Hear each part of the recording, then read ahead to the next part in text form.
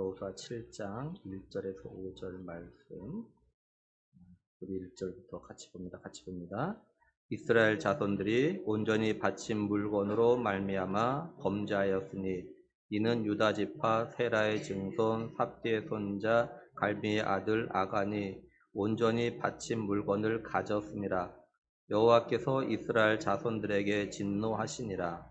여호수아가 여리고에서 사람을 베델 동쪽 베다엔 곁에 있는 아이로 보내며 그들에게 말하여 이르되 올라가서 그 땅을 정탐하라 하며 그 사람들이 올라가서 아이를 정탐하고 여호수아에게로 돌아와 그에게 이르되 백성을 다 올라가게 하지 말고 이 3,000명만 올라가서 아이를 치게 하소서. 그들은 소수이니 모든 사람을 그리로 보내어 수고롭게 하지 마소 하므로 백성 중 3,000명쯤 그리로 올라갔다가 아이 사람 앞에서 도망하니 아이 사람이 그들을 36명쯤 쳐 죽이고 성문 앞에서부터 스바렘까지 쫓아가 내려가는 비탈에서 쳤으므로 백성의 마음이 녹아 물같이 된지라.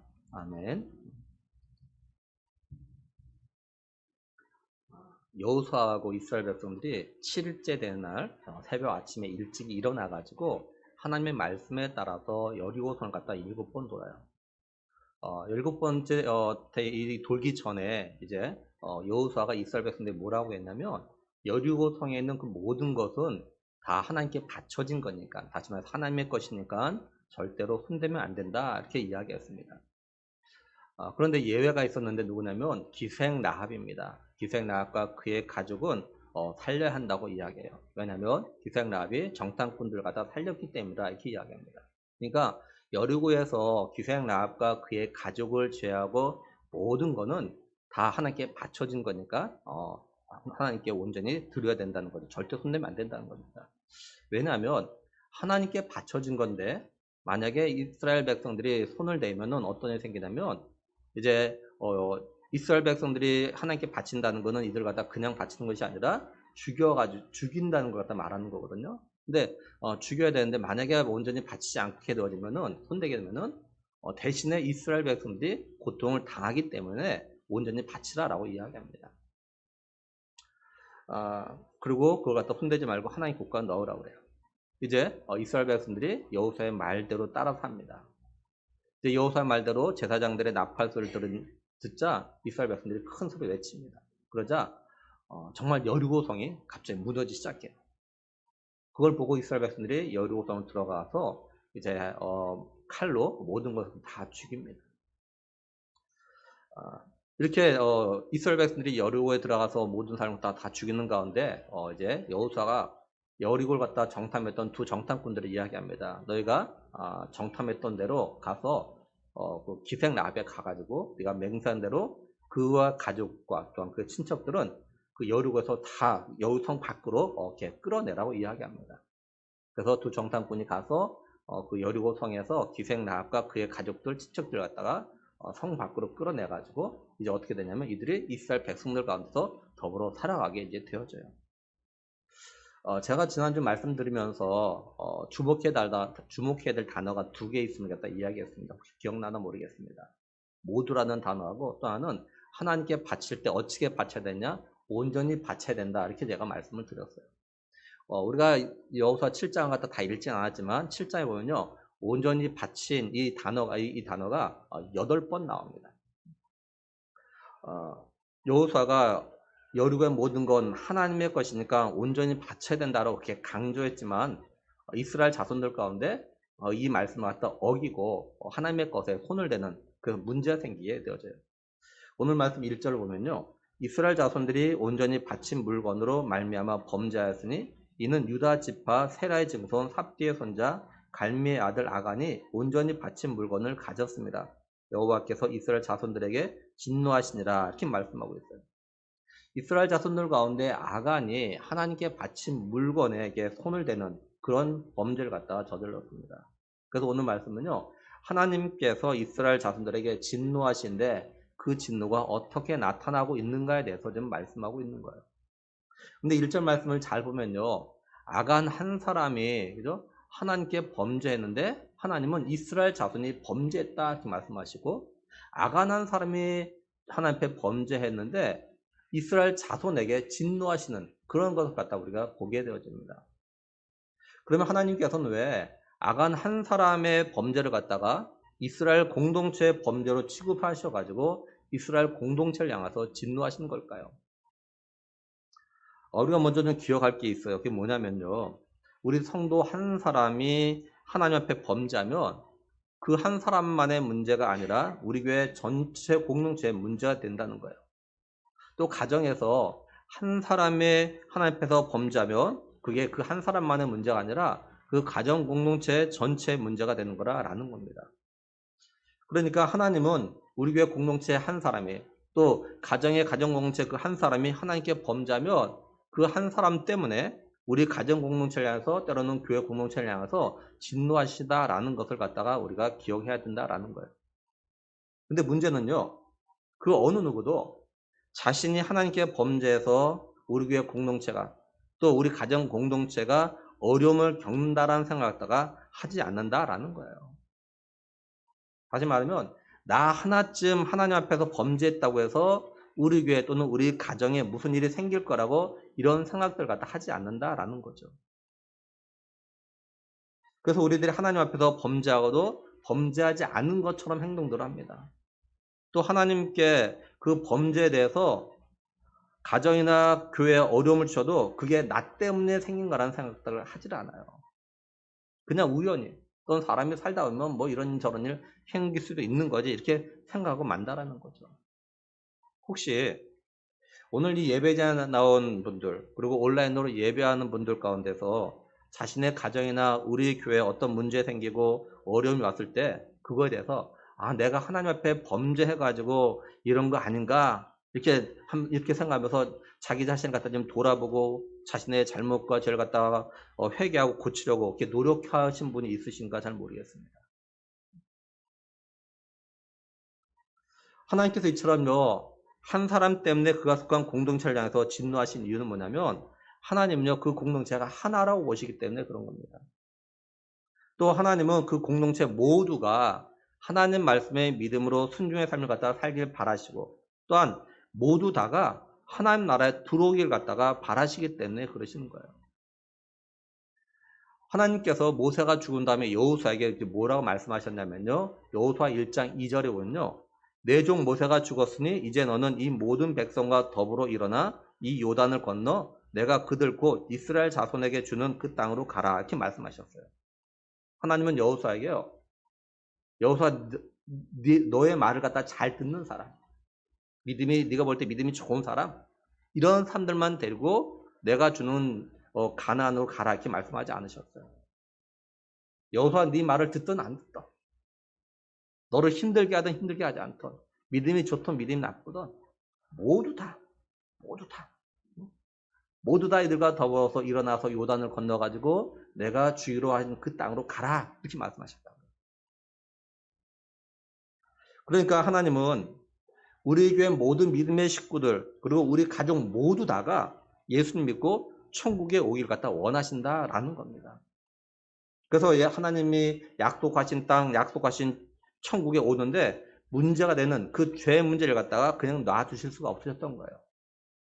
그래서 하나님께서는 예수님을 보내셔가지고 예수님을 하여금 우리 모두의 죄를 대신해서 십자가 못 박혀 피 흘려 죽게 하시고 그래서 자신의 택한 백성들 갖다가 언약 백성들 갖다가 죄와 죽음에서 구원을 갖다 하셨던 겁니다. 그리고 주 예수를 믿으라 그러면 너와 내 집이 구원을 받으라 이렇게 말씀하셨던 거고요. 또 하나님은 이걸 갖다 기생 나 한 사람으로 인해서 그 가족 모두들 심지어 친척들까지도 여리고 멸망해서 구원받는 것을 갖다가 이스라엘 백성들의 이걸 갖다 직접 또한 보여주셨던 겁니다. 따라서 우리는 나 한 사람의 범죄가 나 한 사람에게만 끝나는 것이 아니라 우리 교회 공동체 또는 우리 가정 공동체도 악 영향을 갖다 미친다는 것 갖다 늘 마음에 새기면서 하나님 앞에서 믿음의 삶을 갖다가 살아가야 돼요. 사실 이런 일은요 우리의 삶 가운데 있잖아요. 한 가정에 한 사람의 어떤 문제로 인해서 가족 식구 모두 다가 힘들어할 때가 있잖아요. 그 한 사람이 잘못했는데 그 한 사람 잘못을 인해서 가족 모두가 고통 가운데 빠질 때가 있다는 거죠. 근데 외람되지만 또 안타까운 건 뭐냐면 제가 아무리 이렇게 한 사람이 하나님 앞에서 범죄하면 가정 공동체와 교회 공동체에 악영향을 끼치고 하나님부터 진노받을 수 있다라고 말해도 이걸 믿고 조심하는 성도들이 그리 많지 않다라는 거예요. 이 말 듣는 모든 성도가 다 그렇게 할 것 같은데 사실 그렇게 하질 않아요. 많이 다. 이 말씀 들으면서 이 말씀을 믿는 성도는 자신이 지난날 하나님 앞에서 범죄한 걸 생각해 보면서 그것 때문에 우리 교회가 또는 우리 가정에 어려움이 있었던 거 아닌지 마음에 찔림과 아픔과 회개의 마음을 갖다 가질 겁니다. 근데 우리에게 이런 마음이 없으면 어떠냐? 이거는 내가 이 말씀 갖다 믿지 않는다는 거고 그리고 자신이 하나님 앞에서 믿음의 순종의 삶을 살지 않은 것에 대해서 죄라는 생각 갖다 별로 하지 않는다라는 그런 증거인 거예요. 그래서 이런 사람은 사실 이런 말씀을 아무리 들어도 아무 소용이 없어요. 그냥 손이 눈 하나 깜빡하지 않냐고 그냥 옛날에 하던 그대로 똑같이 생활하는 거죠. 그렇다고 이 말씀이 우리 교회나 우리 가정에 어떤 문제가 생겼고 어려움이 있을 때 누구 잘못이야 이거 갖다가 찾아내 이런 말이 아니에요. 이런 일이 생겼을 때 우리들 스스로가 자신을 갖다 돌아보는 겁니다. 누구 때문이 아니라 혹시 나 때문에 우리 교회가 또는 우리 가정에 어려움이 생긴 건 아닌지 돌아보라는 거예요. 그러면서 우리 자신이 하나님 앞에서 어떤 삶을 갖다가 살고 있는가 갖다 돌아보고 내가 정말로 회개할 거 있다면 진실한 마음으로 회개하고 이제부터는 제대로 된 믿음의 삶을 갖다가 살아가려고 노력을 해야 한다. 이 이야기를 하고 있는 거예요. 그냥 말만 이 말씀은 듣고 끝나는 것으로 끝내버리면 안 된다는 거예요. 다음으로 그러면 하나님께 바친 물건, 많은 물건 가운데서 아간이 겨우 몇 개를 갖다 가져간 것 뿐인데 하나님은 왜 이스라엘 자손을 향해서 진노하시는 걸까라는 겁니다. 1절에 이 범죄하여라고 이렇게 해석된 히브리 단어는요, 크게 두 경우에 사용되어지는 그런 단어입니다. 첫 번째 뭐냐면, 아내가 간음해가지고 남편을 갖다 배신했을 때 쓰는 단어입니다.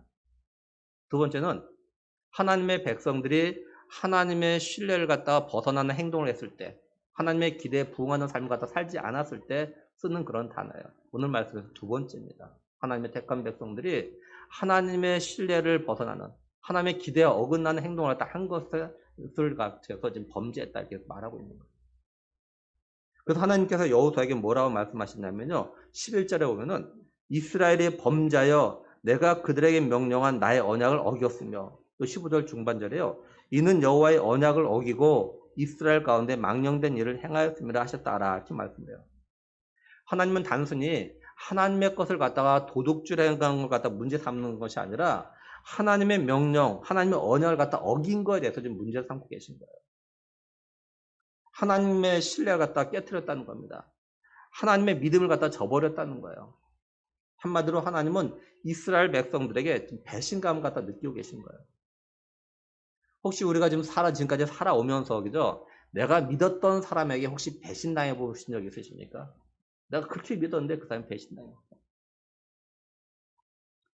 사람들이 내가 믿었던 사람들에게 소위 사기를 당할 때요, 단순히 물질적인 손해를 본 것 때문에 그 낙심하고 괴로워하고 힘들어하는 것보다 내가 믿었던 사람에게 배신당했다는 사실 때문에 굉장히 괴로워하고 속상해하고 힘들어하는 것을 갖다 봅니다. 어떤 면에서 손해본 물질은 보상받으면 해결되지만 배신을 당해가지고 마음에 입은 이 상처는 물질을 보상한다고 해서 해결되는 것이 아니죠. 사람은요, 믿었던 사람에게 한번 배신당하면 그 사람을 갖다 다시 믿지 못하게 되고 계속 의심하게 되어지고 다시 믿고 신뢰할 수 있을 때까지 굉장히 오랜 시간을 갖다 거치게 됩니다. 오랜 시간 걸려요. 하나님과 이스라엘 백성들 사이는요, 단순한 어떤 관계가 아니라요, 언약의 관계입니다. 언약 관계. 그러니까 이스라엘 백성들은 하나님의 언약 백성이에요. 그래서 하나님은 자신의 언약 백성이 하나님 자신과 언약을 갖다 어긴 거에 대해서 너무 좀 충격을 받은 겁니다.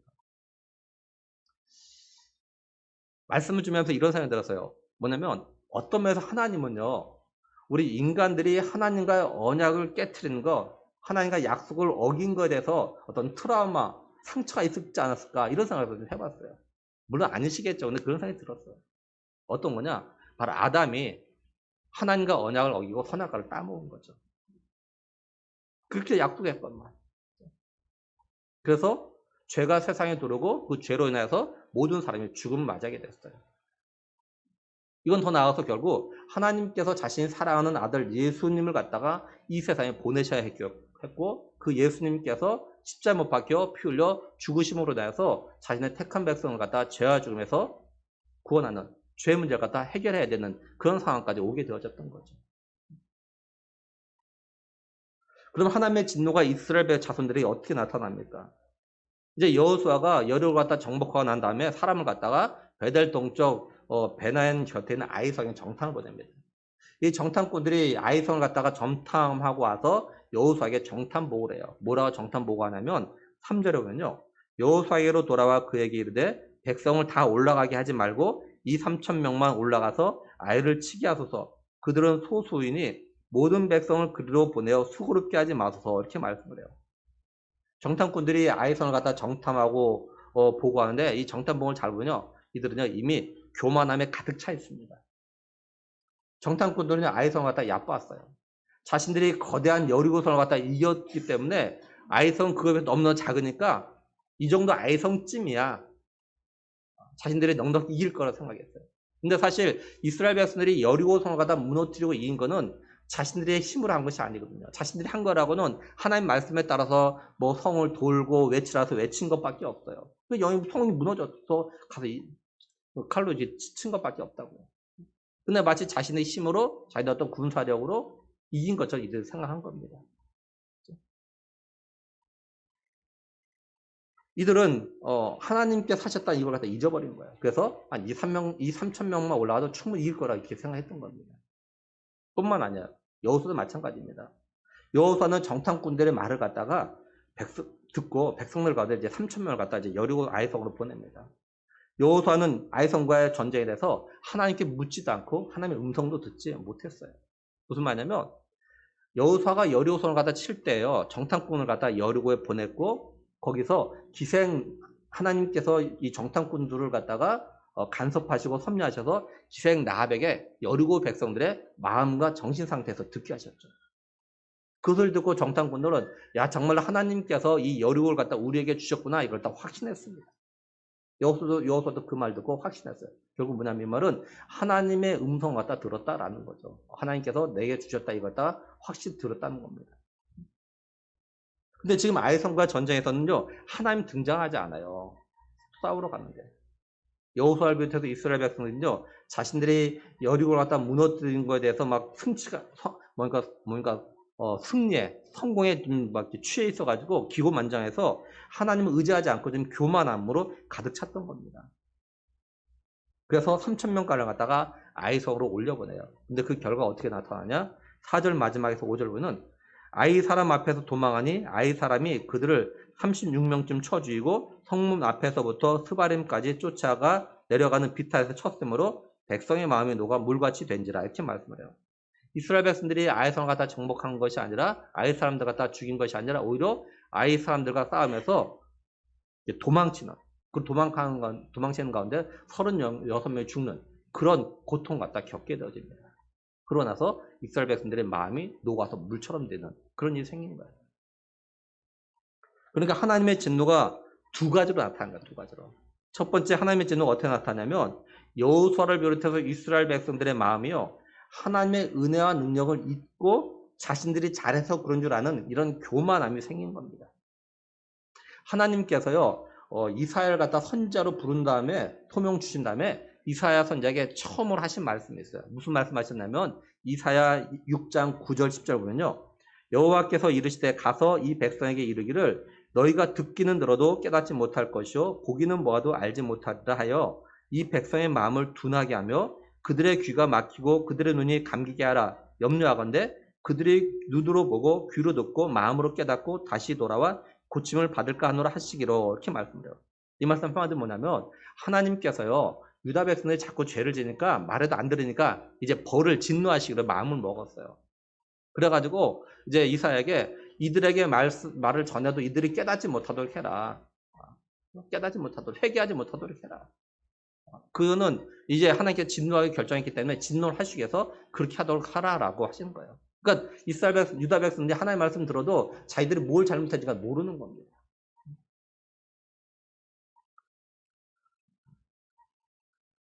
그래서 하나님께서 이스라엘 백성을 갖다 진노하시기 위해서 이들의 마음에, 그죠? 이렇게 하나님의 은혜와 능력을 갖다 잊어버리고 교만이 생기도록 그냥 내버려 두는 거예요. 여호수아와 이스라엘 백성들. 잠언에 보면요, 교만은 패망의 선봉이고 넘어짐이 앞잡이다 이렇게 말씀합니다. 그러니까 교만하면요, 사람 교만하면요, 결국 망합니다. 교만하면 넘어지게 되어져 있어요. 저 회람되지만 최근에 우리나라 어떤 투표를 했지 않습니까? 투표 결과에 대해서 이구동성 하는 말이 있어요. 그죠? 교만했다. 자기네들이 힘이 있다고. 교만했다. 이렇게 찾아요. 그러니까 교만하면 누굴 막론하고요. 결국 나중에는 패망합니다. 넘어집니다. 근데 이 교만은 하나님의 백성을 비롯해서 사람들이 하나님의 은혜를 지으면요. 그 마음에 교만이 들어옵니다. 교만. 내가 교만해져서 교만해진 것이 아니에요. 교만은요. 하나님의 은혜를 잊어버리고 내가 잘해준 줄 알고 이런 마음 갖는 순간 교만이 우리 마음에 그냥 쑥 들어오는 거예요. 그냥 훅 들어와요. 훅. 요즘 말로 훅 들어오는 거예요. 내가 들어간단 말이지 그냥 훅 들어와요. 교만이. 하나님의 은혜를 잊어버리는 순간. 신명기 8장 보면 하나님께서 모세를 통해서요. 이스라엘 백성들에게 하나님 주시는 가나안 땅에 들어가게 되면 어떤 일이 생길 거라고 하셨냐면 신명기 8장 12절에서 14절 보면은 네가 먹어서 배부르고 아름다운 집을 짓고 거주하게 되며 또 내 소와 양이 번성하며 내 은금이 증식되며 내 소유가 다 풍부하게 될 때 내 마음이 교만하여 내 하나님 여호와를 잊어버릴까 염려하노라 이렇게 말씀하셨어요. 하나님께서 이스라엘 백성들이요 하나님이 약속하신 땅에 들어가서 이런 풍요로운 삶을 갖다가 살게 되어지면 하나님의 은혜를 갖다가 잊고 능력을 잊고 교만해지고 하나님을 잊어버리게 될 걸 하나님은 아셨어요. 그래서 이것에 염려하셔가지고 이런 말씀하셨어요. 한마디로 자신이 잘 되면 또 자기가 원하고 계획한 대로 되면 그게 하나님의 은혜라는 걸 갖다가 잊고 자기가 노력하고 자기가 능력이 있어 된 거라고 이런 생각을 하게 되어진 건 교만해서라라는 겁니다. 교만한 사람 특징이 그런 거 아닌가요? 그죠? 뭐 예수님 안 믿는 사람들은 똑같아요. 내가 잘해서 그런 줄 알아요. 교만한 사람은. 내가 능력이 있어서 그런 줄 알아요. 교만한 사람 특징이 그거예요. 그래서 우리들이 하나님의 은혜를 잊으면요. 우리의 마음이 교만이 생기고 그 교만한 사람은요. 하나님의 은혜를 갖다 깨닫지 못하고 그것이 하나님의 은혜라고 아무리 말해줘도 그 하나님의 은혜라는 걸 인정하지 않아요. 그래서 하나님은 이스라엘 백성들을 출애굽시킨 다음에요. 광야의 여정에서 가나안까지 오는 과정 가운데요. 여러 가지 어렵고 힘든 일 갖다 경험하게 하십니다. 때로는 먹고 싶은 건 마음대로 먹지 못하게 하셔요. 물을 마시고도 물을 마시지 못하는 상황을 갖다 처하게 하셔요. 그러면서 그런 가운데서 때로는 반석에서 물을 나게 하시고 때로는 만나 매출하기로 이들 피를 갖다가 채워주셨어요. 하나님께서 이렇게 하신 이유와 목적이 뭐냐면요. 하나님께서 뭐라 하시냐면 신명기 8장 15, 16절에 보면요. 너를 인도하여 그 광대하고 위험한 광야 곧 불뱀과 정갈이 있고 물이 없는 간조한 땅을 지나게 하셨으며 또 너를 위하여 단단한 반석에서 물을 내셨으며 내 조상들도 알지 못하던 만나를 광야에서 내게 먹이셨다니 이는 다 너를 낮추시며 너를 시험하사 마침내 내게 복을 주려 하심이었느라 이렇게 말씀을 해요. 그러니까 하나님은 이스라엘 백성들이 이런 과정 거치면서 어렵고 힘든 일 그런 거 하나님께 주시는 거 이런 과정을 거치면서 하나님 앞에서 낮아지길 원하셨어요. 겸손해지길 원하셨어요. 내가 하나님의 은혜가 아니면 하나님의 도우심이 아니면 하나님의 능력이 아니면 내가 살 수 없는 거구나. 이걸 깨닫고 하나님 앞에서 낮아지고 겸손해지길 갖다 원하셨던 겁니다. 하나님께서 이렇게 이스라엘 백성들이 교만하지 않고 겸손하게 자신을 낮추라고 하셨던 하나님의 그 진짜 마음이 어딨냐? 이렇게 겸손하고 낮아질 때 이들에게 마침내 복을 주시겠다 이렇게 말씀을 해요.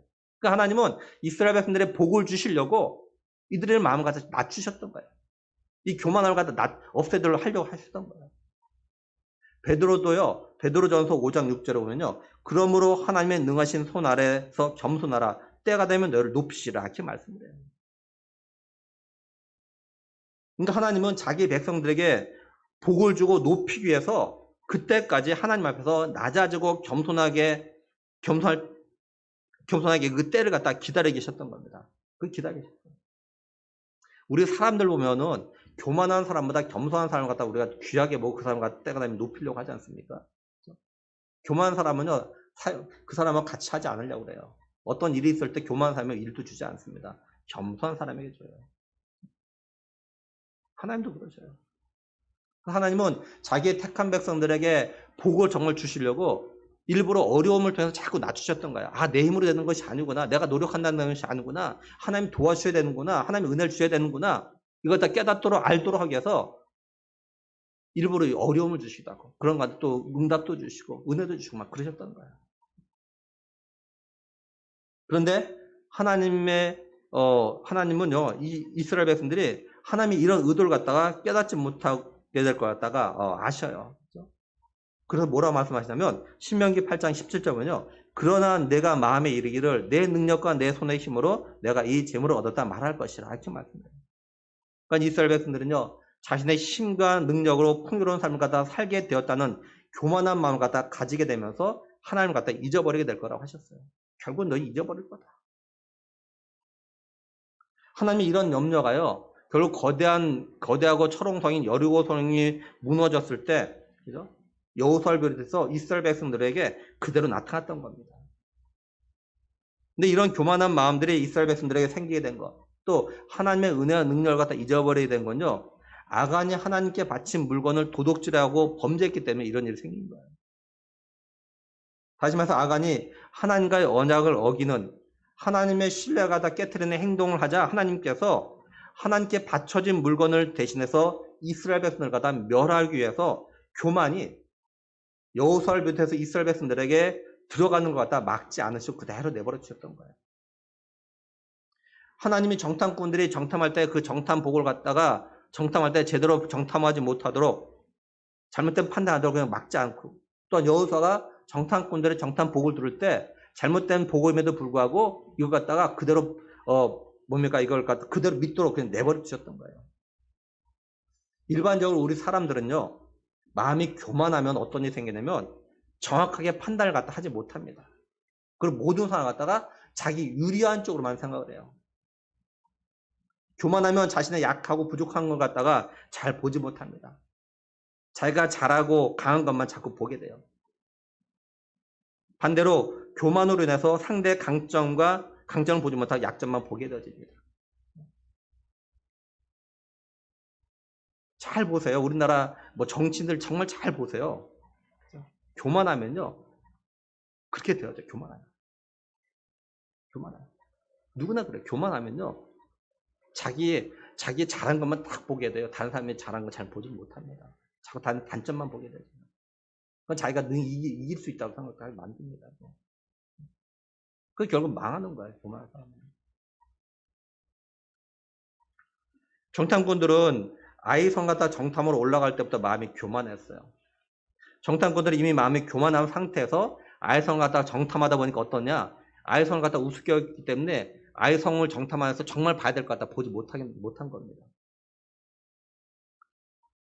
한 예로 3절 말씀을 갖다 세 번역을 보면 이렇게 되어 있어요. 그들이 여호수아에게 돌아와서 이렇게 말하였다. 모든 백성을 다 올라가게 할 필요가 없을 것 같습니다. 2,000명이나 3,000명만 올라가도 아이성을 칠 수 있습니다. 모든 백성이 그 성을 치느라고 다 수고할 필요가 없을 것 같습니다. 성 안에 있는 사람의 수가 얼마 되지 않습니다. 이렇게 되었어요.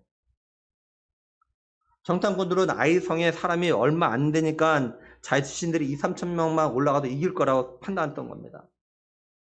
근데 정말 아이성의 사람은 그때 이 당시에 얼마였을까요? 여호수아 8장 25절 보면요. 그날에 엎드러진 아이 사람들은 남녀가 모두 12,000명이라 이렇게 되어져 있어요. 죽은 사람이 12,000명이니까 그 후에 사람은 12,000명이 넘지 않겠어요. 그죠? 근데 이 12,000명이나 넘는 사람이 있는데 이 정탐꾼들은 자기네 사람들 2, 3,000명 올라와도 12,000명은 충분히 이길 거라 이렇게 생각했던 거예요. 이 교만해서 그런 거예요. 그러니까 정탐꾼들이 교만하니까 아이성을 갖다 우습게 보니까 대충 보았겠죠. 샅샅이 안 찾아본 거예요. 이 정도 성이야. 우리가 이 거대한 여리고도 이겼는데 이쯤이야. 이렇게 생각하니까 대충 봤겠죠. 그냥 2, 3천 명 올라와도 충분히 이기겠다. 이렇게 생각한 겁니다. 교만하니까. 근데 이걸 갖다 여호수아가 그대로 믿었던 겁니다. 그러니까 하나님은 이스라엘 향해서 진노하시려고 이런 잘못된 판단하도록 그냥 내버려 두셨던 거예요. 로마서 1장에 보면요. 하나님께서 이 세상에 하나님 알만한 것을 다 주셨는데도 불구하고 사람들이 하나님 갖다가 알지 못하고 인정하지 않아요. 그러면서 하나님 앞에 죄를 지어요. 그러니까 하나님께서 어떻게 하시냐. 그냥 저들의 죄 진 대로 다 내버려 두셨다 이렇게 말씀해요. 잘 보면요. 내버려 두셨다 내버려 두셨다 자꾸 반복해서 말씀하셔요. 왜 하나님께서 내버려 두셨나? 이들의 죄에 대해서 징계하시기 위해서 그냥 내버려 두시는 겁니다. 이걸 오늘 우리에게도 좀 적용해서 우리가 좀 생각해 돌아봐야겠죠. 먼저 뭐냐면 나는 하나님 말씀을 들으면서 내가 하나님께 범죄한 걸 갖다 깨닫는가. 내가 하나님과의 언약을 어기고 하나님의 나를 향한 신뢰를 갖다 내가 저버리고 교만해서 내 마음대로 살아가고 있다는 걸 갖다 내가 깨닫고 회개하고 이제부터라도 내가 하나님의 기대에 부응하는 믿음의 삶을 살려는 그런 노력들을 갖다 하고 있는가라는 거죠. 다음으로 내가 하나님 말씀을 들으면서도 내가 하나님께 범죄한 걸 갖다가 생각하지 않거나 또 내가 이걸 갖다가 회개하고 회개 합당한 삶을 살아야겠다라는 생각을 가지지 않고 그냥 살아가고 있다면 혹시 하나님께서 나를 향해서 징계하시기 위해서 그러시는 거 아닌가 하나님께 물어봐야 돼요. 그리고 혹시 나나 내 가족들이 하나님의 은혜를 갖다 잊고 내가 열심히 해서 내가 능력이 있어서 그런 좋은 결과를 얻었고 내가 원하는 대로 되고 있다라는 생각을 갖다 가지고 있지는 않는가. 다른 말로 하면 나도 모르게 하나님의 은혜를 갖다 잊어버리고 사는 나나 우리 가족들 마음이 교만해져서 그런 거 아닌가 한번 좀 돌아봐야 돼요. 그리고 우리 각자가 자신을 돌아봐야 되는 게 있는데 뭐냐면 내가 마음이 교만해서 지금 내가 하나님 앞에서 믿음의 삶을 갖다가 제대로 살지 못하고 있으면서도 이 정도면 잘하고 있지, 이 정도면 됐지, 이게 잘못 판단을 하고 있는 건 아닌지, 그래서 믿음의 삶을 갖다가 좀 더 바르게 살려고 노력들을 갖다 안 하고 있는 건 아닌가, 한번 우리 자신들 늘 스스로 점검을 해야 돼요. 우리는 내가 교만하면 이 정도면 됐다 이렇게 생각합니다. 근데 겸손한 사람은 나도 아직도 부족하구나 이렇게 생각하는 거예요. 우리는 나나 우리 가족 식구들이 하나님 앞에 범죄하고 하나님의 기대에 부응하는 믿음의 삶을 살지 못하고 있는데도 불구하고 나나 내 가족에 어떤 일이 안 일어난다고 좋아하거나 안심하지 말고 하나님이 진노하시기 전에 그런 잘못들에서 회개하고 합당한 삶을 살려는 노력을 갖다 반드시 해야 돼요. 하나님은 언제 어떤 방법으로 손대실지 몰라요. 두 번째는 하나님 진노가 어떻게 나타나면 아이성과의 전쟁에서 패하고 이스라엘 백성들이 36명쯤 죽는 것으로 이제 나타납니다. 이스라엘 백성들은 자신들이 아이성은 충분히 이길 거라고 생각했어요. 왜냐하면 여리고를 갖다 이겼기 때문에요. 자신들이 아이성과 싸움에서 질 거라는 생각을 전혀 못했을 겁니다. 아이성을 치기 위해서 올라갔던 그 3,000명의 이스라엘 백성들이 자신들이 아이성과의 싸움에서 자신들 가운데 누군가 죽는 사람이 나타날 거라고 전혀 생각하지 않았을 거예요. 근데 상황은 정반대가 됐죠. 이스라엘 백성들이 아이성과의 전쟁에서 이제는 자기가 살기 위해서 도망치는 그런 상황이 되고 말았습니다. 쉽게 이길 줄 알았는데 오히려 도망쳐야 돼요. 도망하는 가운데서 36명이 죽는 그런 걸 갖다 보게 되어집니다. 그러고 나서 이들의 마음이 녹아버려요. 아이성을 치러 올라왔던 이스라엘 백성들이 살겠다고 도망쳐 내려오면서 어떤 생각을 했을까요? 올라갈 때는 이 성지면 충분히 쉽게 이길 거라고 생각하면 막 올라갔는데 막상 싸워보니까 그것이 아닌 거예요. 나 살려라 막 도망쳐 내려오면서 어떤 생각이 있을까요? 분명히 정탐꾼이 정탐 보고에 의하면은 3,000명이 올라오면 충분히 이길 거라고 생각했는데 이건 아닌 거였잖아요. 그래서 어쩜 마음에서 원망하고 욕했을지도 모르겠어요. 아니 3,000명 올라오면 이긴다는데 이게 뭐야? 얼마 되지 않는다면서 우리가 더 많잖아. 막 이 정탐꾼들을 갖다 막 마음속으로 욕하고 원망했을지 모르겠어요. 이들은 근데 자신들이 이렇게 이 아이성과의 싸움에서 패하고 또한 자신의 사람들이 죽는 이런 일이 생긴 것이 아간이 하나님께 바쳐진 물건에 손을 댔기 때문에 이런 일이 생겼다는 것 갖다 전혀 생각하지 못했을 겁니다. 이스라엘이 아이성과의 전쟁에서 승리 대신에 패배한 건 아간이 하나님께 바친 물건을 갖다 손댔기 때문에 하나님께서 여리고를 무너뜨리기 전에 경고하신 대로 이스라엘 자손이 대신에 하나님께 바쳐진 것이 되게 만드신 거예요. 쉽게 말해서 아이성 사람이 죽어야 되는 대신 이스라엘 사람들이 죽게 된 겁니다. 하나님께서는 이걸 통해서 이스라엘 자손들에게 말씀하시는 것이 있어요. 그게 뭐냐면 하나님께서 이스라엘 백성들에게 가나안을 갖다 이미 주셨다라고 하셨지만 또 주셨기 때문에 이스라엘 백성들이 마음이 교만하고 하나님의 은혜를 잊어버리고 자기 마음대로 해도 하나님께서 내가 너 이미 줬다고 말했기 때문에 이스라엘 백성들이 모든 전쟁에서 항상 이기게 하시는 것이 아니라라는 걸 갖다 깨닫게 하신 거예요.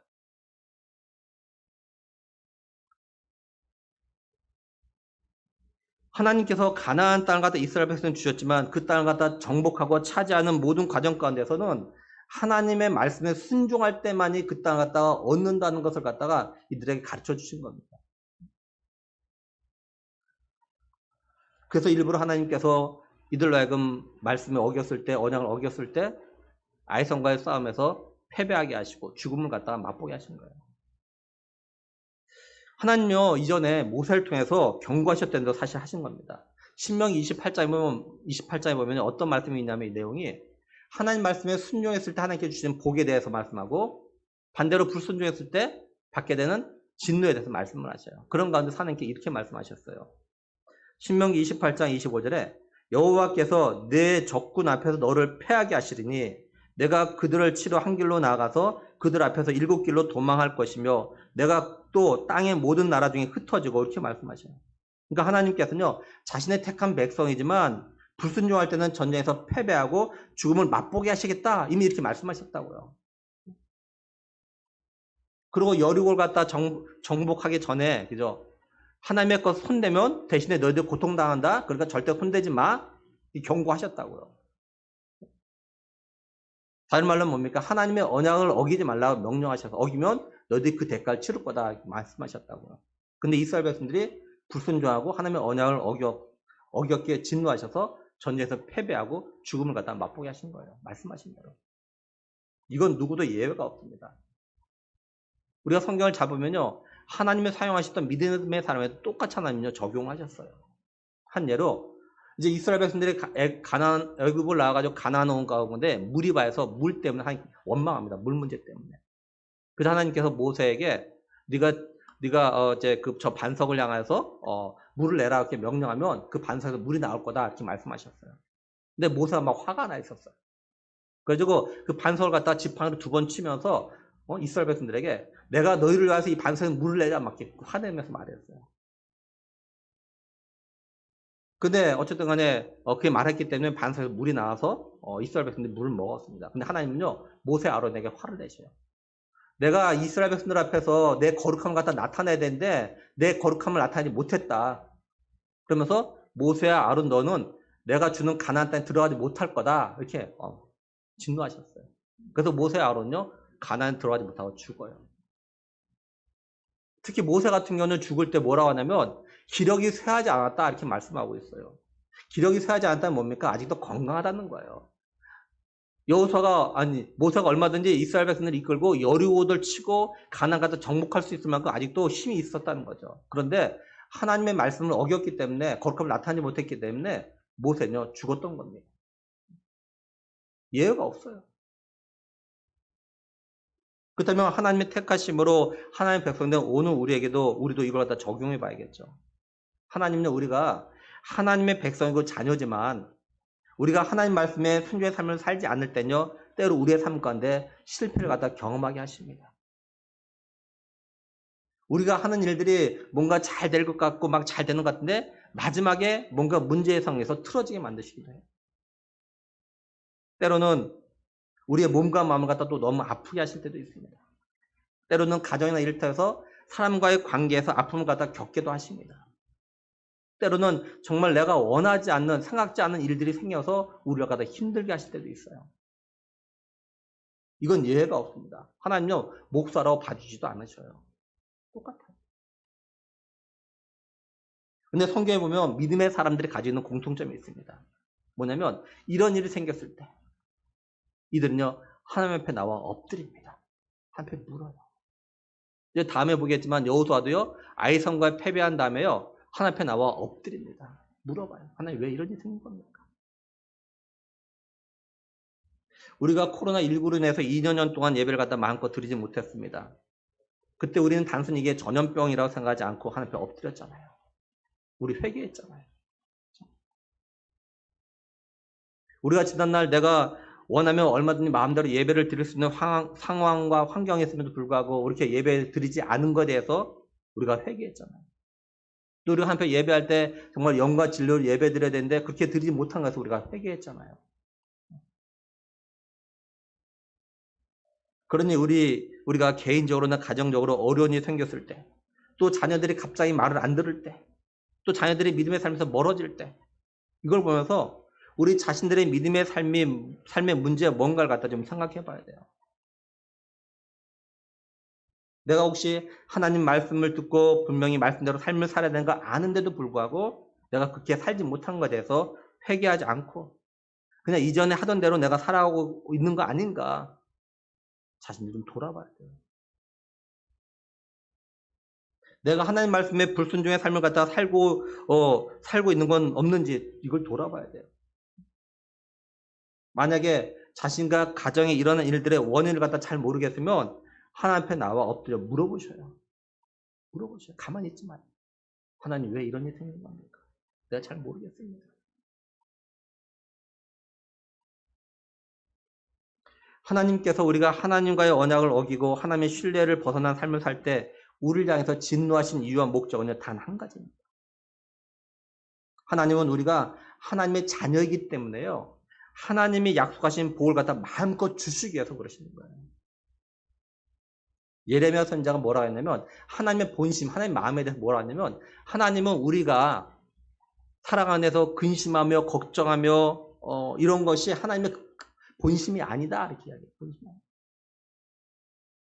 우리의 삶 가운데 어려움이 생기는 거 하나님이 주셨지만 정말 하나님의 마음은 우리가 하나님의 백성들이 자녀들이 그것 때문에 근심하고 고통하는 거 이것이 하나님의 마음이 이거 진짜는 아니다. 이거 진짜 마음이 아니다.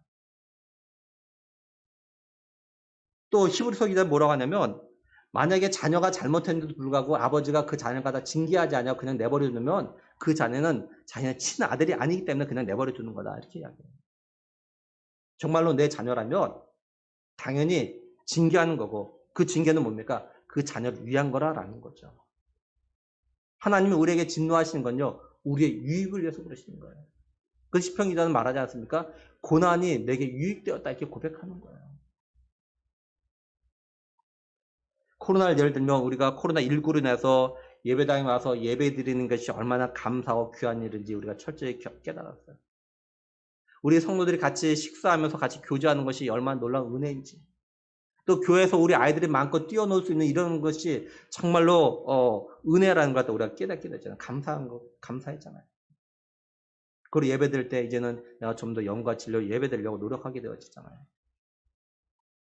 이제는 우리의 이런 마음이 변하지 말아야 됩니다. 우리가 마음껏 예배할 수 있게 되면 감사하면서 더 영과 진리로 하나님 받으신 예배를 드리려는 노력을 갖다 우리가 계속해서 해야 되는 거죠. 이제 말씀을 정리하면 하나님께서요 여류를 갖다가 정복할 때 하나님께 바쳐진 건 절대로 손대지 말라고 하셨습니다. 만약에 손을 대면 대신에 이스라엘 너희들이 고통을 당하게 될 거다. 너희들이 대신 바쳐야 될 거다. 이렇게 경고하셨습니다. 근데 아간이 하나님의 이 언약을 갖다가 어기고 하나님께 바쳐진 물건에 손을 댔습니다. 그래서 하나님께서 이스라엘 백성들에게 진노를 하셔요. 하나님의 진노가 두 가지 나타났어요. 하나는 여호수아를 비롯해서 이스라엘 백성들의 마음에 교만한 마음이 들어가는 거라도 막지 않고 내버려 두셨습니다. 또 하나는 이스라엘 백성들이 결국 패배하고 죽음을 당하는 그런 걸 갖다가 경험하게 하셨어요. 우리는 이걸 통해서 하나님의 언약을 갖다 어기는 것이 얼마나 무서운 범죄인지를 갖다 꼭 깨달아야 됩니다. 우리가 하나님 말씀에 불순종하는 거, 하나님의 기대에 어긋난 삶을 사는 것이지 하나님께 범죄하는 걸 갖다 우리가 꼭 명심을 해야 돼요. 부모가 자녀에게 기대하는 삶이 있듯이요. 하나님이요. 하나님의 자녀고 백성들 우리에게 기대하시는 건 삶이 있습니다. 하나님은 우리들이 하나님과 언약을 갖다 잘 지키고 말씀에 순종해서 하나님이 주시려고 은혜와 볼 갖다 풍성하게 준비해 놓은 것 갖다 마음껏 누리기를 갖다 원하셔요. 그래서 하나님은 우리가 잘못할 때 징계하시는 겁니다. 진노하시는 거예요. 이게 진짜 하나님의 마음. 징계의 목적은요, 하나님이 우리에게 주시려고 준비해 놓은 거. 다 주려고. 사실 우리 부모도 그런 거 아닙니까? 자녀가 잘못할 때 야단치고 책망하는 것, 책망의 목적이 있는 것이 아니야. 내 자녀가 잘 되고 자녀가 자기에게 더 좋은 것 주려고, 더 많은 것 주려고, 그러려고 하는 거잖아. 하나님은 그렇습니다. 이게 하나님 진짜 마음이에요. 하나님 본심이에요. 바라는 거는 하나님 아버지의 이런 마음을 갖다 깊이 깨닫고 하나님의 언약, 하나님 말씀에 순종의 삶을 살아가는 우리가 되기를 정말 원합니다. 그래서 하나님께서 우리에게 주시려고 이미 준비해 놓으신 영육간의 복을 누리며 삶을 살다가 또 예수님께서 우리를 위해서 준비해 놓으신 천국에서 영원토록 하나님과 더불어서 삶을 살아갈 수 있는 우리 모두가 되기를 우리의 구원자 되신 예수 그리스도의 이름으로 간절히 축원합니다. 함께 기도하시겠습니다. 하나님 아버지, 하나님은 우리에게 이미 좋은 거 주려고 다 준비해 놓으시고 이걸 주시려고 때로는 우리가 다 낮추기도 하시고 겸손하게 하시는데 우린 이걸 모르고 때로는 교만해져서 내 힘으로 내 노력으로 내 열심으로 된 것처럼 착각하고 하나님의 은혜를 잊어버리고 하나님 말씀에 순종하기보다는 내 마음대로 살아가려고 했던 그런 잘못들이 있다면 하나님 우리 생각나게 하셔서 하나님 회개하게 하옵소서. 그리고 이제부터라도 정말 하나님이 원하시고 바라시는 대로 믿음의 삶을 잘 살아서 하나님이 나에게, 우리 가정에게, 더 나아가 우리 교회, 더 나아가 우리 나라에게 하나님께서 복을 주시려고 준비해 놓으신 그런 풍성함을 갖다 마음껏 누리는, 그러다가 하나님 나라 갈 수 있는 우리 모두가 되길 간절히 원하고 우리 주 예수 그리스도의 이름으로 기도드리옵나이다. 아멘.